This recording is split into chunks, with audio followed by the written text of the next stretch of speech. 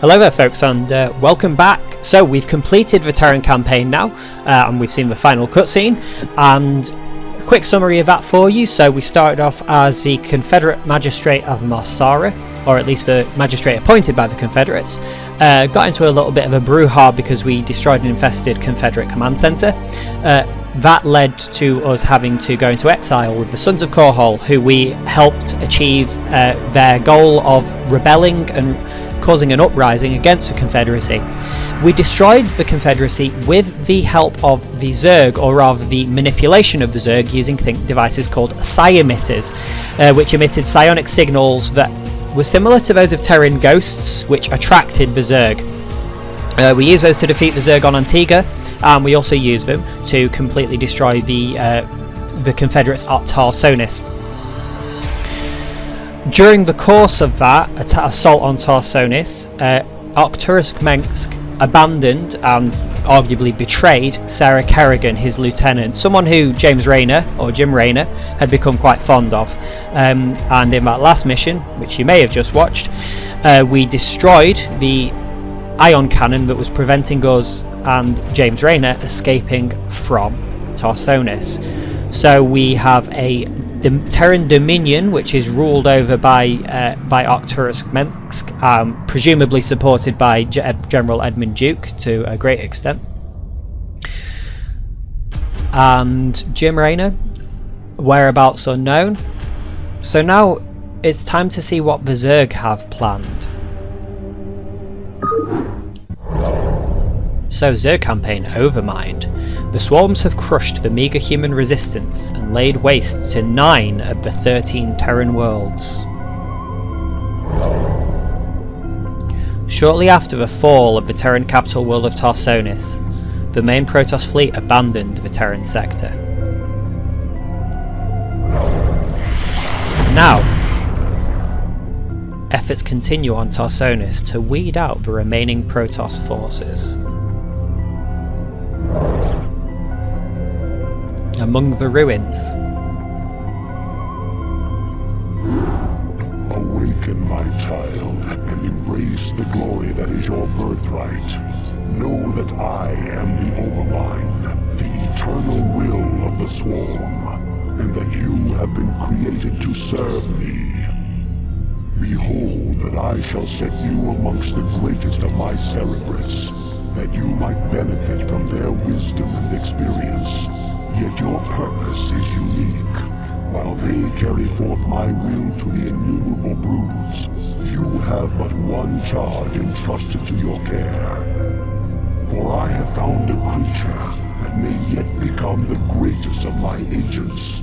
Even now, it resides within a protective chrysalis, awaiting its rebirth into the swarm.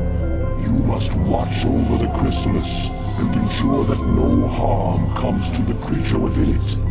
Go now and keep safe my prize. There we go. So we've been introduced to the Zerg Overmind. We are a cerebrate, or we are taking the role of a cerebrate, which is a kind of big giant slug-like thing, which is one of the kind of sub stages of the Overmind. So the Overmind has complete dominion over the Zerg forces, and we are, you know, like one of its top generals, but unlike a top general who would be picked from the ranks of humans, with humans, or the Terrans would be picked from your ranks and of officers and would be promoted all the way through the chain of command, we were just made. We were just created somehow. So our objective is to create a thing called a spawning pool, create a Hydralisk den, and protect the chrysalis, which the Overmind just mentioned is a potential agent of his who may be a powerful weapon. So let's see how. So all Zerg buildings except the hatchery and extractor must be constructed on creep, which we saw in these we were introduced to in the second Terran mission. Creep can be created by building a hatchery or a creep colony, which is one of these things here. Is the heart of so let's get these started. It spontaneously generates larva, which in turn are used to spawn your various warriors and minions. So the main difference you'll see there. Create a drone and start gathering resources. Overlords.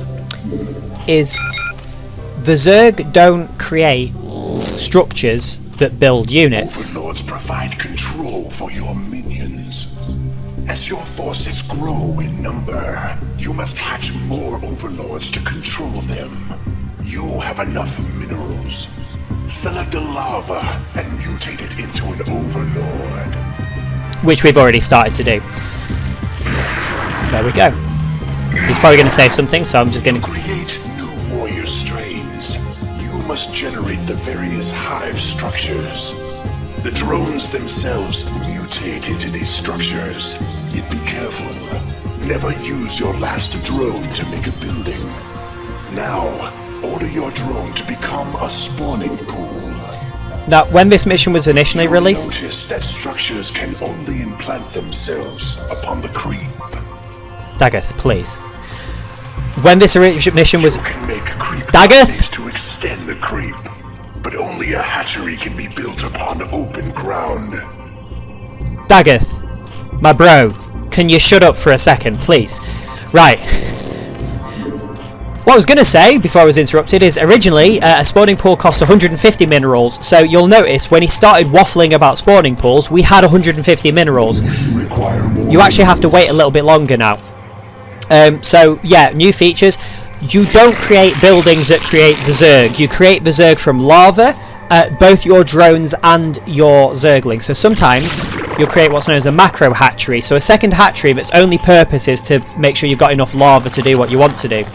This is Sunken Colony. It produces creep. It also can turn into a defensive building. So we'll play around with those. In fact, I'm going to build one now because I feel like it. And screw you, Dagoth. I don't care what I'm supposed to do. When the Zerg make a building, the drone turns into the building. You can cancel it if you've realised you've made a mistake, and you do get the drone back. So you'll notice actually the Zerg buildings appear to be a lot cheaper. Like, that seems odd. Why would an extractor be 50 when for all other races it's 100? That's because you have to spend the 50 to get the drone in the first place. So, fortunately, we don't have to place this one on creep. Although actually, you can't lift off your Nex. You can't lift off. Well, you certainly can't lift off your Nexus if you're Zerg. You can't lift off the Zerg building. I am Zaz.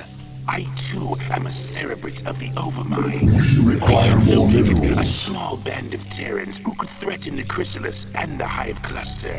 You must not allow them to leave here alive. There we go. So we got some Terrans to kill.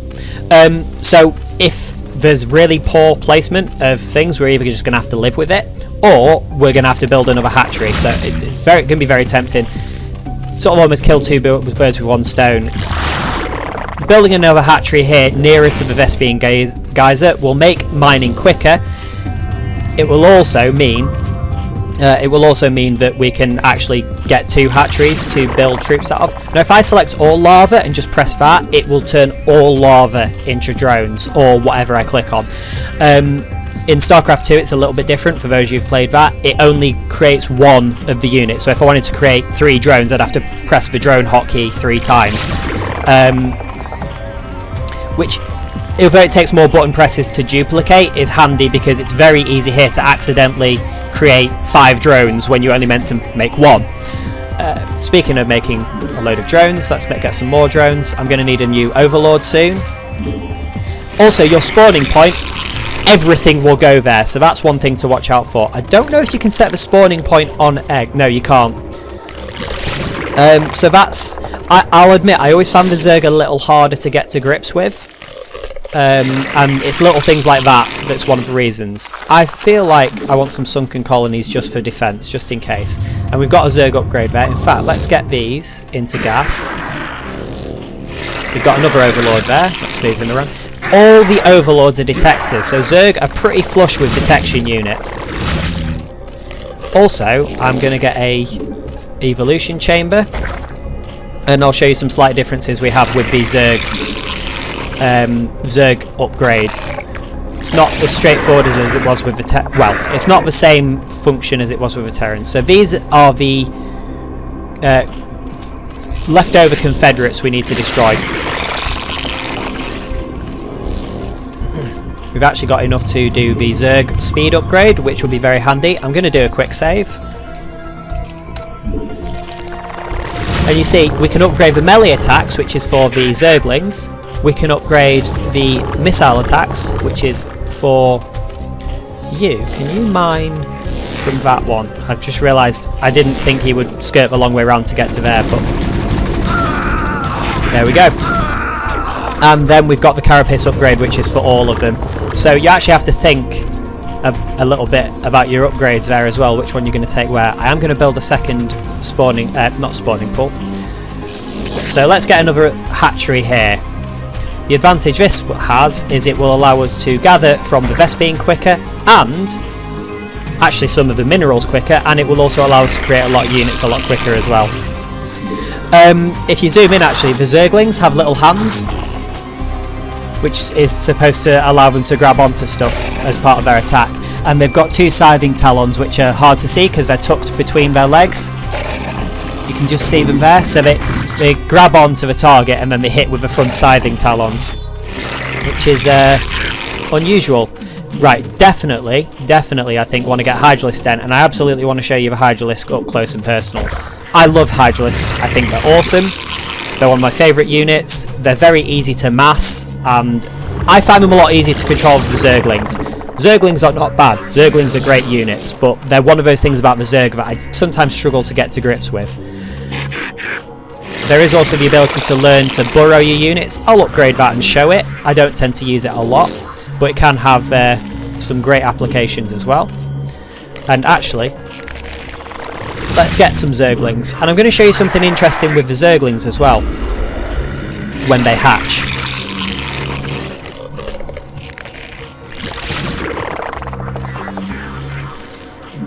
Let's get Hydralisk ready to go as well. So you get 2 Zerglings from an egg. So each Zergling is actually half a supply. That doesn't really get shown properly there. And each Zergling effectively costs 25 minerals, which makes sense because they are not particularly strong on their own. Deadly in swarms. Also very hard to control in swarms though, because of their, you can only control 12 units at a time. We are definitely going to need an Overlord, probably, just to cover ourselves. 2. Hydralisk, pretty tough, 80 hit points, no armour inbuilt, 10 damage on the spines, which are quite effective. And some very nice upgrades here, such as range and speed. Both are very good upgrades. Let's deal with those Terrans there.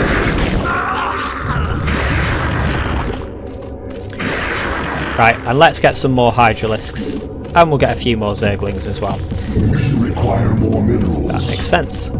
So, it's a little bit deceptive, the mission objective here, because you can't actually kill the chrysalis. It can't be physically damaged or attacked. It's an item that can be carried around, but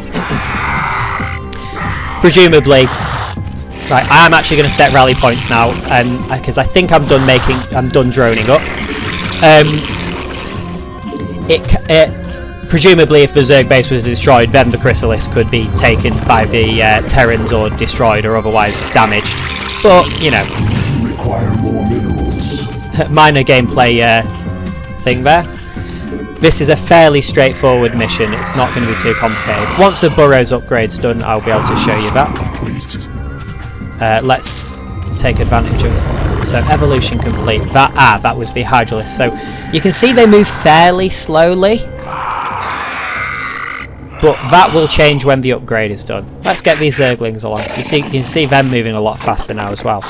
Evolution complete. So let's ruin these Terrans' day. Now, unfortunately, because these are melee units, the Terrans don't get cover by standing under a tree. In fact, you can see I've got a lot of Zerglings to work with here. But they do die quite quickly, especially to these Goliaths. Very, very dangerous in large swarms, but definitely benefit from the backup of a few Hydralisks. Our forces are under attack. They will also quite aggressively go off. Now, burrowing. There we go. Burrowed, can't be attacked unless seen by a detector. There we go. Let's pull some of these back. So let's think. Yeah, those sunken colonies will hold the hive cluster pretty well. Right, we've got a lot of stuff we can make and build up. Actually, a temptation to build another hatchery just to spend all the minerals and gas we're getting, because we've not got any particularly expensive technologies or anything we can spend right now. Obviously, as the game draws on, we'll be spending these a lot faster. In fact, I think it's just time to enact the classic Zerg rush. What I'm going to do, a few Zerglings. Obviously there's a limit on how fast the larva come back as well, which is one thing you have to juggle. I think a control group of Zerglings, and I'm going to burrow those, and that can be control group 2, and then you can go in control group 2 as well. Control group 3 can be Hydralisks, and we'll burrow you. One advantage to burrowing is it meant that when I shift click to those others, you can go in group 4. They didn't unburrow, they didn't get selected. So let's get a load more Hydralisks. So 4. You can burrow as well. Burrowing does also allow you to set up ambushes, which is quite nice. Overlords. You can see how controlling a large Zerg army, very challenging. So 3. So you two can go in group 3, and we'll put you. We'll have a mixed group. So group 4 can be a mixed group. So let's unburrow those, bring them all close together. 3.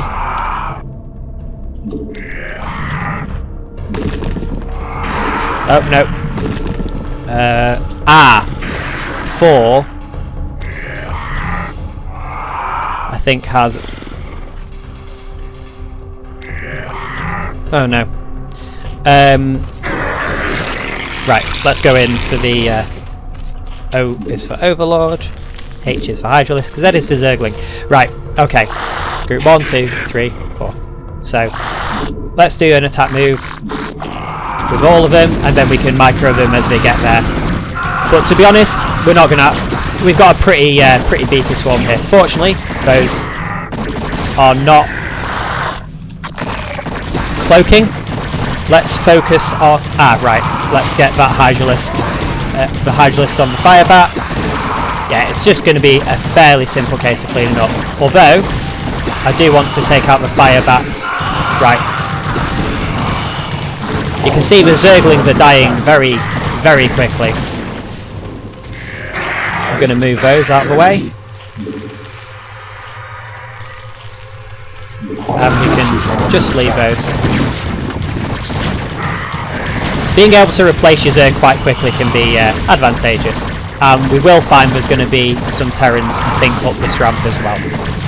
So, in fact, let's go and have a nosy over there. I'm going to be ready to replace those Overlords in case there's a missile turret and they don't get away. So, Group 1, Group 2, Group 3, sorry, Group 4 rather, and Group 3. But we seem to be okay. So there's our Terran starport gone. You guys come over here. And with that, we have successfully protected the Chrysalisk.